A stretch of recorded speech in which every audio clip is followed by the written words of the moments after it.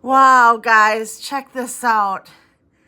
We do not get sandstorms, and I can't even see the neighbors behind us back there.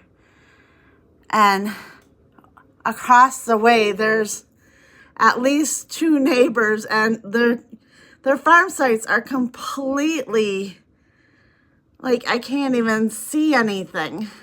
We do not get storms like this, especially this time of year. We are in the end of February. It is 12:30 on Friday, February 28th, and there you can barely make out the farm site over there.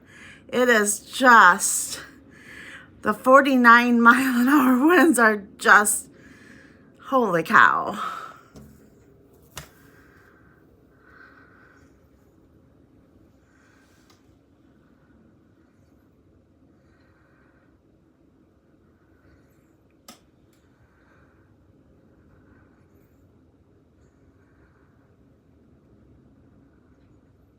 There, you can just make out that farm site over there.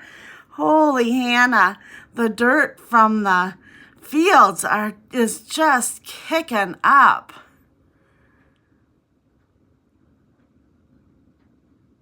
It is so thick.